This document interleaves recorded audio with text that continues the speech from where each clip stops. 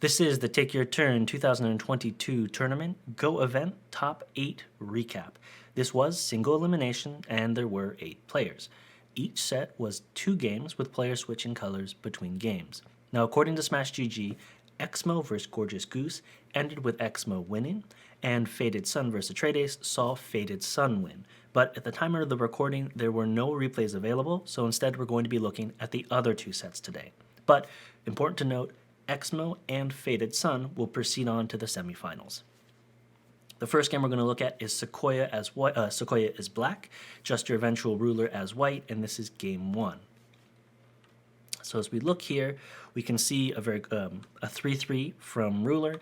We have an immediate follow-up with a 4-4 from Sequoia, and I think the intention was to take advantage of Ruler's defensiveness and secure early influence toward the center, but we can see that Ruler is able to disrupt that plans and leave a seed for later. Then we have this approach, pincer, split. We can already tell that in the early part of this game, both players don't want to let the other get any sort of easy territory going. Don't want to get any sort of easy framework up. So we have this fight here. Again, I am using, as you can see all the different variations, I'm using Ruler's review. We've done a full look at this game, and that's on my channel, Arnfasta. So if you'd like a much more in-depth, about an hour and 15-minute look at this game, Ruler talks a lot about the different possibilities and the thought process behind some of their moves, and also some alternatives there. So in this case, as in the recap, we can see that importantly, Ruler has been able to split this group, and now not only is Sequoia's group squeezed in, now Ruler has a stronger pathway toward the center, and now Sequoia needs to figure out exactly what they want to do with this group. Plus, the group on the right isn't settled either, for both players. So we move on from here. Unfortunately, a big critical moment is that Sequoia is trying to capture this group of 3 stones on the O-line, misses the capture here, and that completely destroys the foundation of the group. That puts the group in a really weak state. And at this point, now you need to figure out where do you go, what do you do, because these stones, this stone here, this group of stones, don't have the foundation that they once did.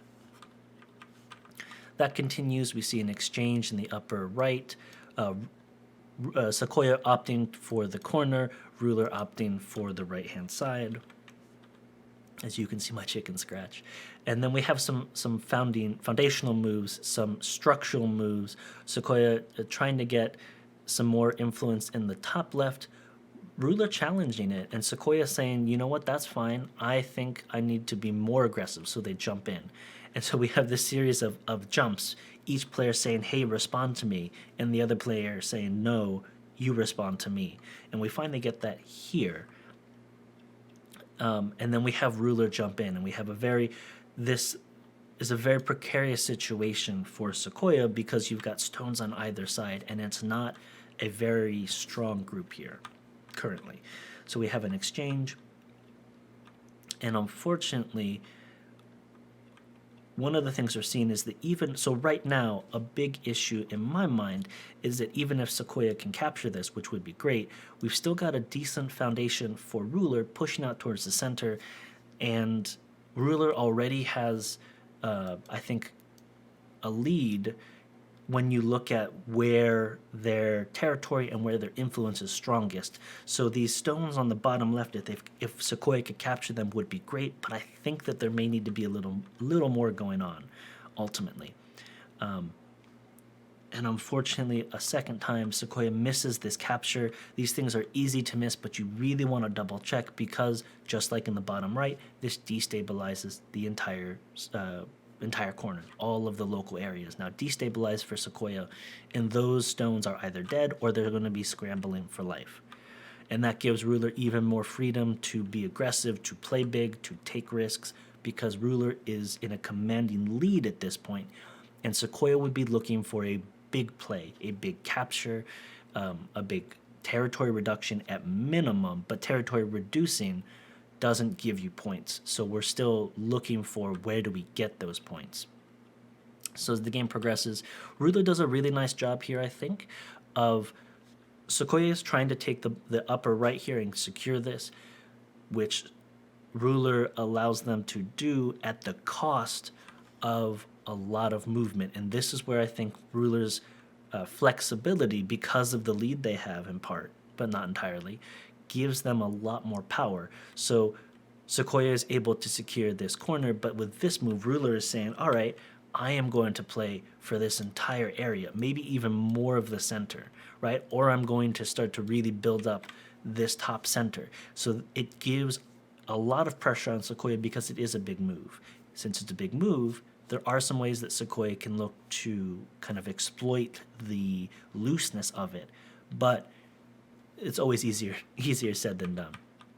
So if we continue on here, we see Sequoia going ahead and trying to create a disruption to reduce, which I think is great, but they don't quite see the ways in which Ruler is able to stop them, and so the group gets separated again. I think the concept was great. The execution was just, it was probably, I'm sure, very difficult to read out exactly how they could get out and if they had any other ways, but this way they end up isolated again.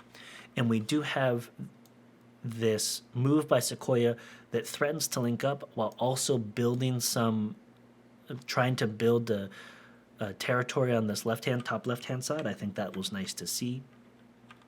We have some fighting here, and then we have this play for the center.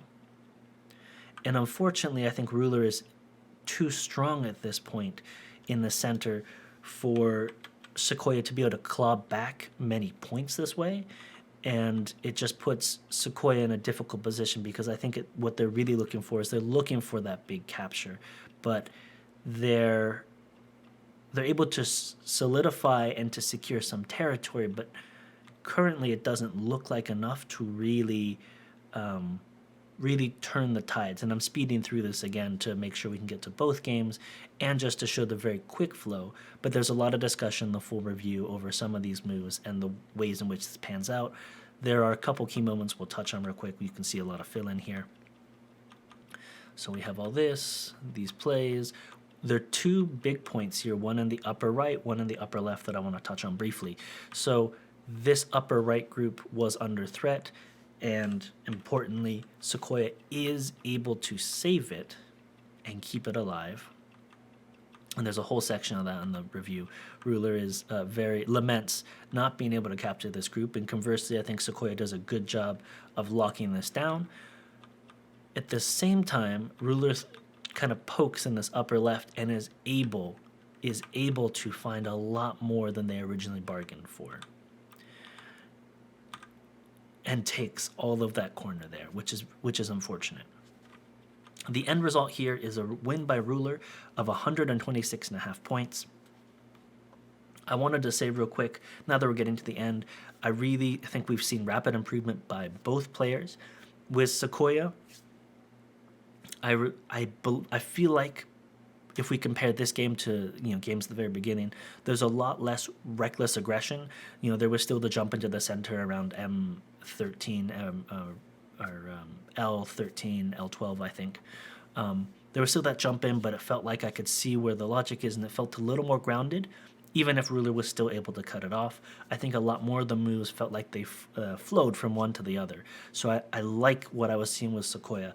I think conversely, Ruler's real advantage here was in their move efficiency, and obviously their reading was a little stronger, enabling them to make some moves some big captures in the early game that made things incredibly difficult.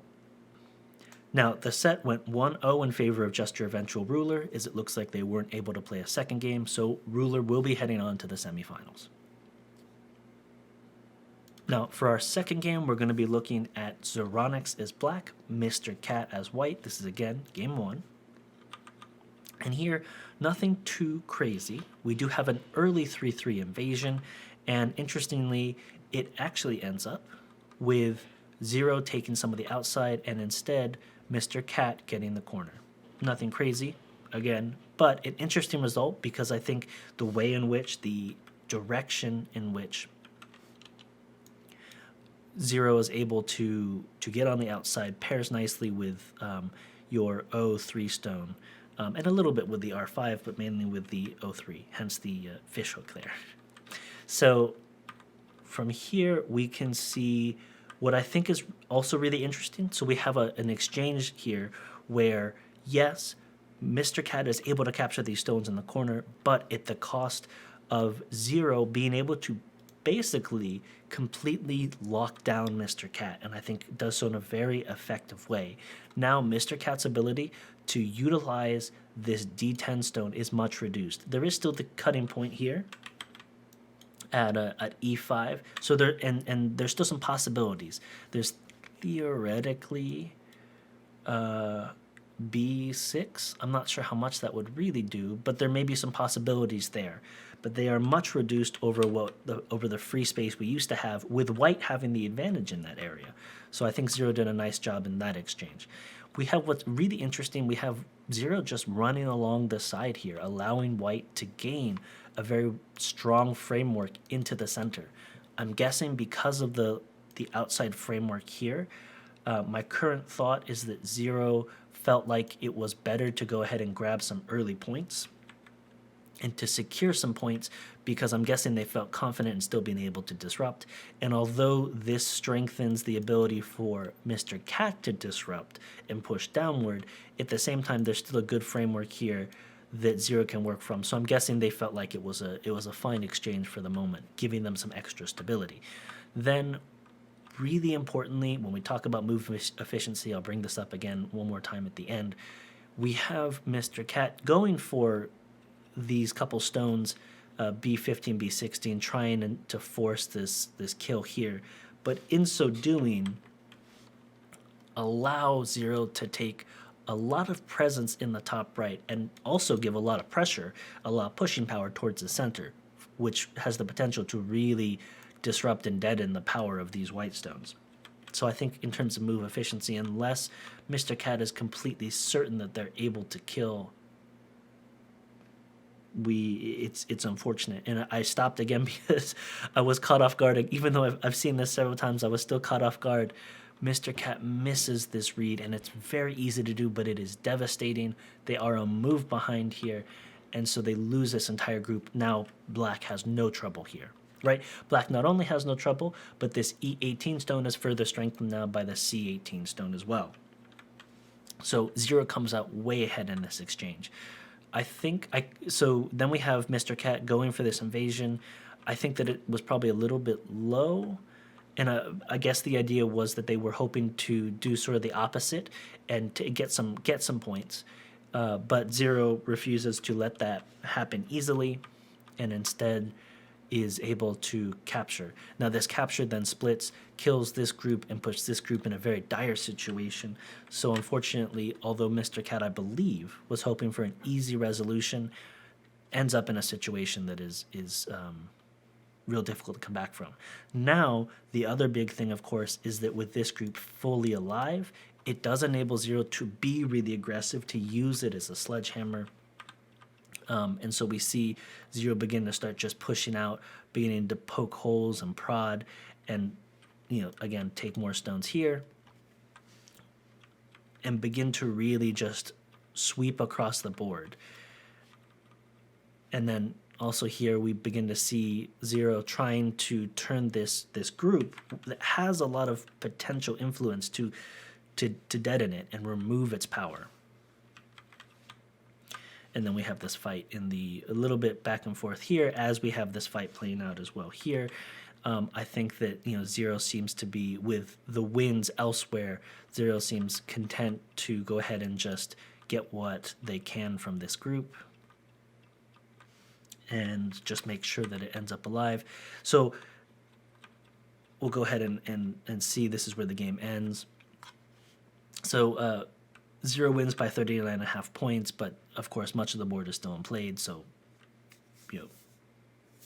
take that as you will. One thing I wanted to mention is I think that both players played well, but there was obviously a real difference in experience between Zeronix and Mr. Cat, and Zeronix's move efficiency and reading made it that Mr. Cat was sort of always, or it felt like Mr. Cat was playing against an opponent that could see a little bit further, read a bit further, and was always planning a bit more advanced, and that's obviously always extremely challenging to play against on an even game like this. I think one of the big things about Mr. Cat's play that I would love to see sort of an evolution with is we can see here that Mr. Cat is aggressive, goes for the kill, which I'm for better or worse, that's definitely my style. I love the aggression, but here it's always sort of from one direction. So first we start from here, then we start from here, and the result is that I think it makes it easier for the opponent to follow along and keep up, makes it easier for the opponent to get out. And the way in which they're aggressive, I think, is sometimes, for example, here, leaves vulnerabilities. It's so aggressive that unless they're absolutely sure they can kill, they end up exposing themselves to more issues later on. So I would love to see Mr. Cat try to, if they love that aggressive style, look to try and do more multi-pronged attacks, hit from multiple sides at once. It means that your groups are going to be a little weaker in the moment, but you can have, there's a difference between having these cutting points here, having cutting points here, and those kind of weaknesses versus having weaknesses where you have a few stones and it's not fully situated yet. And so I think seeing that, if Mr. Cat were to do more of that, we might see a lot more success in that kind of aggressive style. So where does that leave us as we begin to wrap up? Oh, of course, sorry. Zoronix takes the set 2-0, so Zoronix will also move on to the semifinals. So where does that leave us in the semifinals?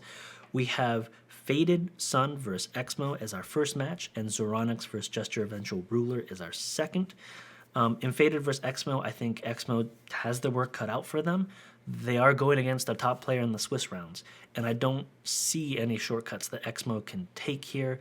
I really feel like their best bet is to use their time to the fullest, focus on move efficiency, and really make sure they're utilizing every second to read, because there are absolutely times in which, even when you are at a disadvantage, if you are careful in your reading, you can spot those breakthroughs in the moment. And so I wish Exmo a lot of luck, because I think they're the underdog going into this, but they do have a shot. And then our second match, Zero and Ruler, I think is very close. Zero and Ruler played in round 2, and that was a 2-0 for Zero or Zoronix. But those games up until a point were very back and forth. Ruler had the advantage for a while, and then there were some couple key critical errors. I've been casting with Ruler, so I'm biased. I feel like I know his style and strengths a little better than I might know Zero's. But I do think that if Ruler can utilize time well and can continue to read things through from start to end, they have a really strong shot. I think that Ruler's improvement over the tournament has been impressive to see, and I definitely see some ways in which I think Ruler might be able to come out on top against Zero, but Zero's obviously no slouch, and I think Ruler's biggest concern is being able to avoid having the blind spot in their games. So I think those are going to be very close games and well worth watching, and either player could come out on top. So it's an explosive semifinals that's coming up. I think it's going to be very exciting to watch.